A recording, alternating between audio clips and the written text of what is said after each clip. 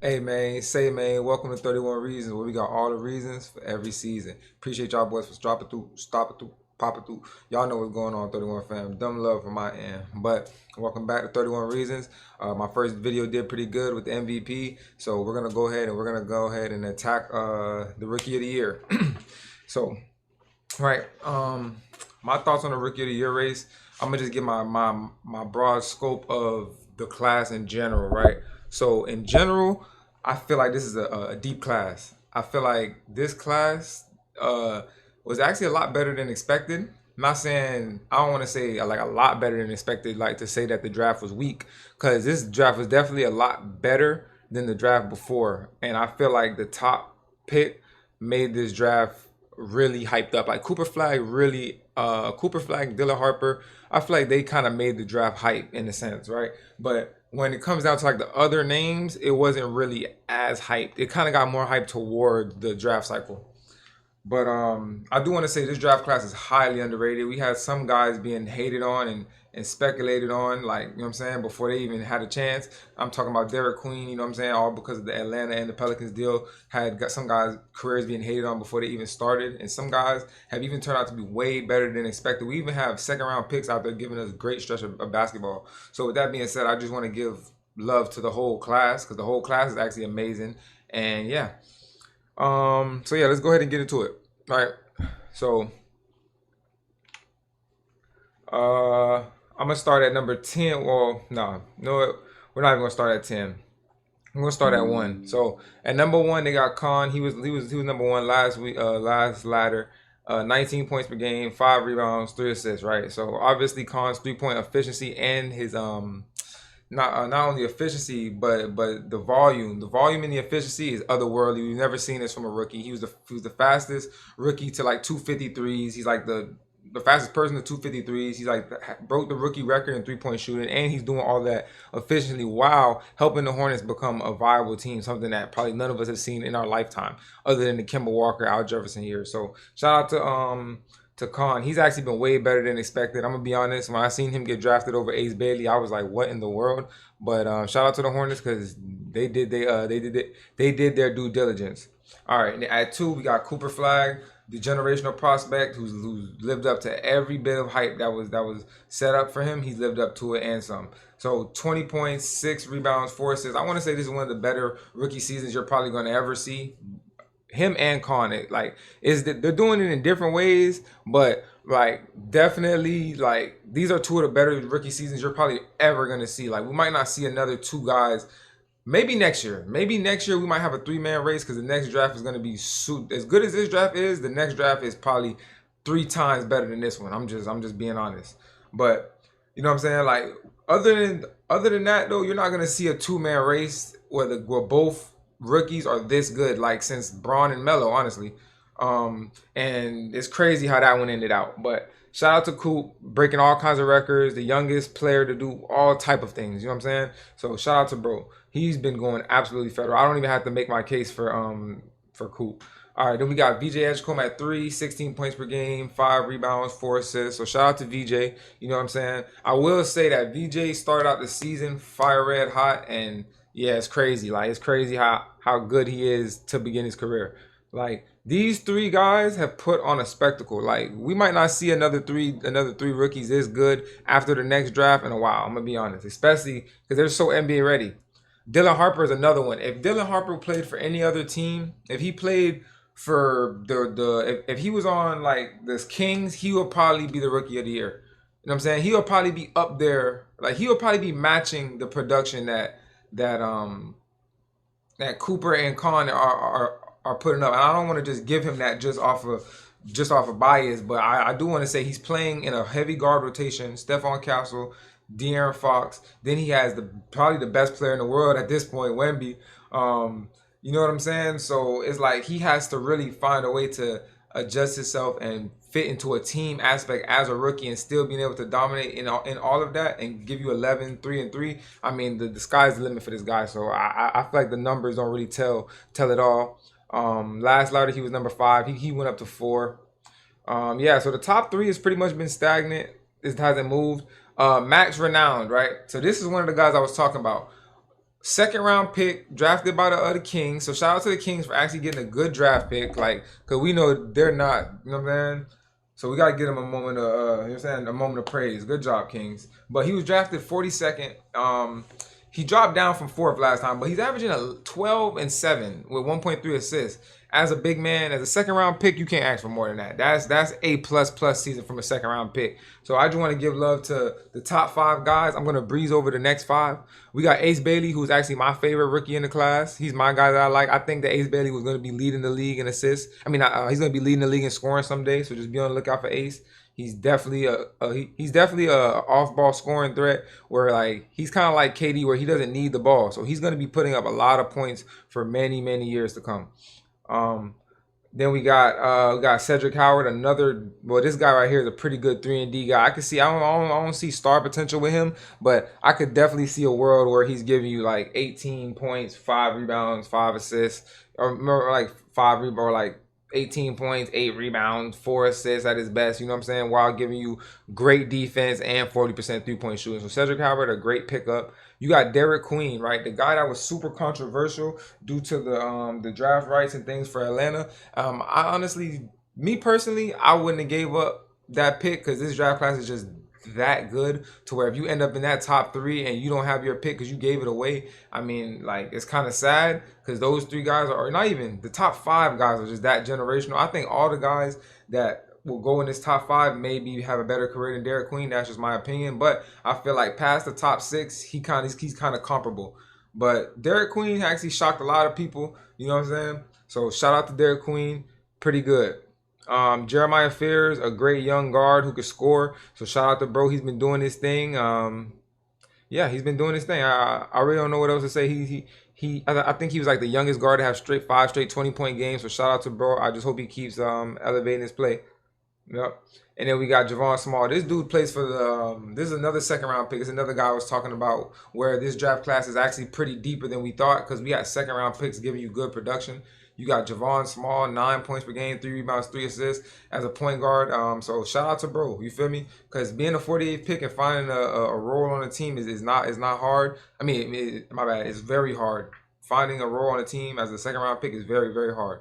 So the fact he's able to squeeze in there with being on the team where Ja is playing is, you know what I'm saying, got to give him his credit, his flowers. So, all right. So now, after running you down, right? After running you down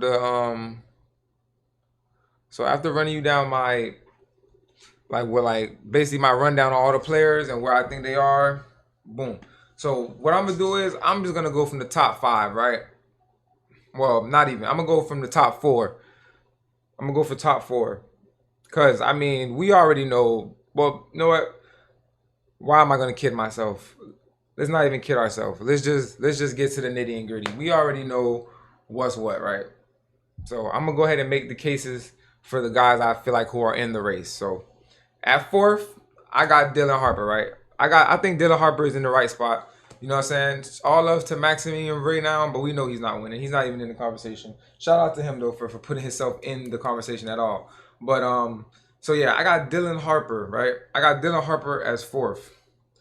So to me, I feel like if Dylan played, like I said, if you swap him and put Maximum on the Spurs and put him on the Kings, he's probably higher than VJ. He's probably maybe higher than Kon. He might be rivaling Cooper. Him, Coop, and Kon might all be going off for that Rookie of the Year. But because he has to sit behind De'Aaron, Stephon Castle, and then you got the best, and you got guards like Devin Vassell. You still got You still got Keldon Johnson. You got Justin Champagne. So it's a deep rotation over there, and he's finding a way to play in a team that's number 2 in the West. So his impact is undeniable. If this was an impact award, he would be probably at the top. He would be higher than VJ because he's impacting the team in a way that many rookies are not going to find a way to impact. So I got to give him his flowers and his credit there because he's making something that's very hard to do for a young player.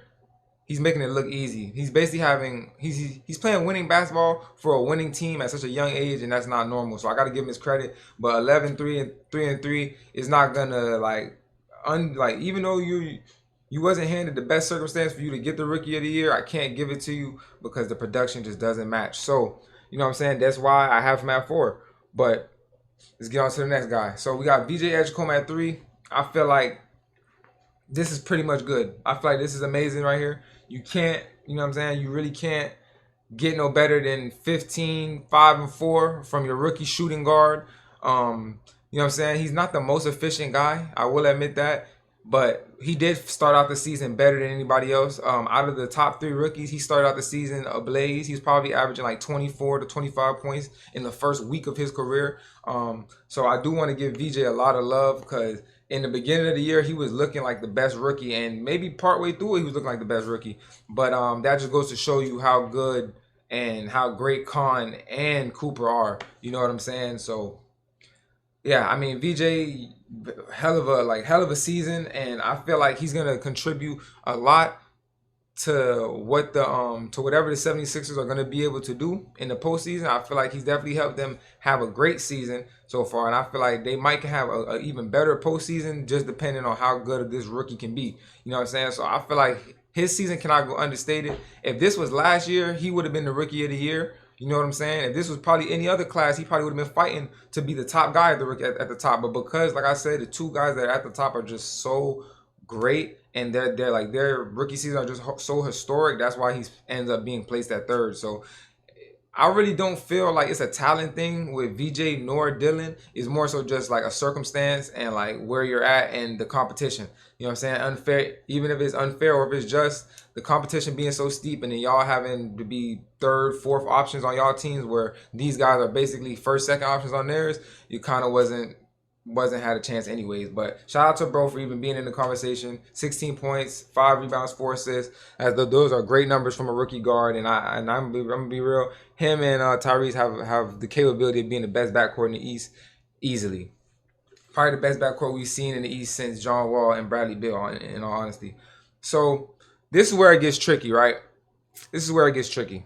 So at 1 and 2, right, we got Cooper and Kon and Cooper, Kon. So we got 20 points for Coop, 6 rebounds, 4 assists. We got 19 points per game, 5 rebounds, 3 assists, right? So here's how I can place it, right? And I'm gonna be honest, I'm gonna make this as simple as possible. I'm like, see, unlike the MVP and things like that, this is not an impact award. We're not looking at who's the most valuable rookie. We're not looking at who's the most impactful rookie. We're looking at who is the best rookie coming from college or overseas or wherever you're coming from, who's coming to the game, who's giving the best production, right? And from a production standpoint, Cooper is giving you 26 and 4. Kon is giving you 19, 5 and 3. So Kon is 1 point per game lower, 1 point per game, 1 rebound per game lower, and 1 assist per game lower, right? And let's be honest, Cooper is the number 1 pick. And he's the number 1 option where he's at. I'm not trying to, like I say, I'm not trying to, like, it's not an MVP, this is not an impact award, but this is about production, right? And if you're the number 1 pick, and not only are you the number 1 pick, you're a generational talent, and you happen to have the circumstance where the 2 top players that are supposed to be the guys that lead you are down. So now you have to be the guy to lead. You feel what I'm saying? So with them circumstances, you should be averaging 20. And I'm not taking that away from him. I would never take that away from Coop. You know what I'm saying? Him averaging 20 is an amazing feat. So boom, that's why he's so highly touted. But this is why I got to give Kon his credit, right? Kon, at the 4th pick, everybody was like, when I was watching the draft, I'm like, Kon, Ace. You feel me? So I was like, why are they picking Kon Knueppel when you got Ace Bailey on? You know what I'm saying? Like, so it's like in my mind, I'm like, why would they pick him over Ace? That was my rationale. That's what I'm thinking. Then he goes on to win the Summer League MVP. Then he goes on. I'm like, okay, wow. I looked at him in the Summer League. I said, all right. See, most people don't believe in the Summer League as being a barometer. I think the Summer League is the perfect barometer. I'm going to tell you why. Because not only are the guys in the Summer League hungry, but a lot of them are trying to get there. Like, some of them guys are fighting for their basketball lives. So you got guys that are going out there really giving it 1,010% because that's the only way that they're going to be able to make a living for themselves. or their family. So for him to be a young 18, 19-year-old coming in there and being the best player out of all those hungry veteran / rookie, underdog, underrated guys, I mean, that just goes to show you how great of a talent he was. And also, those are going to be the guys in 6, 7 years. Miami did that 7, 8 years. Those are going to be the guys he's going to be playing against in their primes as well, like the other rookies. So that's why I like to see what you do in those moments, because when you're the star, that's how it's going to look. Like the way he looked in the summer league is how he's going to look at his peak against the competition. So that's why I like the summer league. I feel like it gives you the best indication of what that player can be at his best in a sense, because you're gonna get to see them play against the talent where they're the best. And when you're at your best, you're gonna be one of the best players in the NBA. So that's why I like to go off that. So then he comes into the season and he's killing it. He's hitting all these threes. He's being so consistent. He's honestly been, if you had to say who's the best player on the Hornets, you would have to say it's him at this time, because Brandon Miller has been hurt. Melo's been there. He's been inconsistent though. He's been the most consistent. He might not have the best numbers, but he's been the most consistent. He's putting up a great total, because 19, 5, and 3 from a rookie guard is pretty much kind of unheard of, other than like Donovan Mitchell and then like Luka and shit like that, and Jordan. So like he's putting up amazing stats. And then on top of that, he's had the best 3-point shooting rookie season ever. He's shooting 40%. He shoots like 8 of them a game at 40%, which is crazy for a rookie. And then he's like the fastest player to 250. Like, I mean, when you're breaking those kind of records, I see why he's highly touted, highly regarded. And then when you look back from the beginning of the season, where it's like Cooper should easily win this race, it's like, damn, you kind of got to give him his flowers, because it's like the narrative was that Cooper was going to run away with this race, and Kon definitely made it a great fight, and he's actually been winning the fight up to this point, because he's been the most consistent out of all the rookies, right? But then I got to be honest, right? Cooper, Flagg, even though, like I said, this was the Impact Award, the MVP award, or something like that, consistency would definitely hold the biggest factor. But because I feel like it's about who's the best rookie, and I feel like it's all about the performances. Who's giving us the best performances? Like, Kon's been consistent, he's been great. Cooper's giving us the best performances. He's giving us 40 balls. Like, he's put up damn near 50 points in a game. Like, he's done stuff that other players like LeBron, Kobe, he's done things that LeBron and Kobe haven't done. And when you've done things that LeBron and Kobe haven't done, you're in another stand. Like, you are on another level. You feel what I'm saying? I think he might have scored the second most or the most points as a teenager in the NBA. So it's like, when you're doing things like that, how can you not be Rookie of the Year? You know what I'm saying? The only argument for Kon Knueppel is the fact that Cooper started out the season playing point guard, and his first month of basketball was him playing the wrong position, and he wasn't playing very good. But ever since then, he's been better. He's been better. But with all that being said, with laying out my case for Kon and Coop, right, I'm going to say this, right? And the guy that I think should be the Rookie of the Year, I think it should be co-Rookie of the Year, chat. Yeah, I said it. I think it should be co-Rookie of the Year. I think it should be co-Rookie of the Year. That's my opinion. And I'm going to tell y'all why. Because in my lifetime, I haven't seen nobody win co-Rookie of the Year. The last time it happened was J. Kidd and Grant Hill, right? Cool. And I feel like it was a great race. But I feel like LeBron and Melo, that should have been a co. Like, you could have gave co-Rookie of the Year to them boys. Same shit with Benjamin Simmons and Donovan Mitchell. I feel like you could have gave co-Rookie of the Year to them boys. I didn't feel like, because like when you have a great season across both standards, like both players are just having great seasons that we're not going to see from other rookies probably ever, I feel like you can't diminish you can't diminish another person's season because this person may have a point higher total or this, that, and the third. Like, I feel like it really just goes off of who looks the best, who would be the most ready to be an all-star at that point. You know, you get what I'm saying? And I feel like when you look at it like that, Melo and Braun were on the same level. Donovan and Benjamin were on the same level. Cooper and Kon, they're on the same level at this point. As much as people don't want to admit it, Cooper may be better, but they're on the same trajectory. So, with that being said, I feel like co-Rookie of the Year, it should be given. I don't feel like neither one of them has had a better season than the other. I feel like Cooper has had the better peaks. I feel like Kon has been more consistent. And when you label it like that, I feel like that's probably kind of what happened with Braun and Melo. I feel like Melo was more consistent, winning Rookie of the Month every month in the West, and then Braun had the higher peaks. You know what I'm saying? And I feel like that should have been a co-Rookie of the Year. So I'm gonna say co-Rookie of the Year. I think it might actually happen. I feel like it'll be fitting. You know what I'm saying? Especially due to them being teammates and coming from college playing together. I feel like that'd be fitting. And yeah, that's my take on it, y'all. Y'all let me know what y'all think. Who y'all think should be Rookie of the Year? Who would be y'all sleeper pick if it wasn't Kon or Coop? Who would y'all think should be the Rookie of the Year? If it wasn't Kon or Coop, I'd probably just give it to VJ, honestly. But yeah, that's my opinion. Hope y'all enjoyed the video. If there's any other videos y'all want to see me do, make sure y'all drop it in them comments. But y'all know what it is, man. Appreciate y'all boys for stopping through, popping through, dropping through. Y'all know what it is, 31 fam. Done love from my end. All right, man. Your boy 31 is out.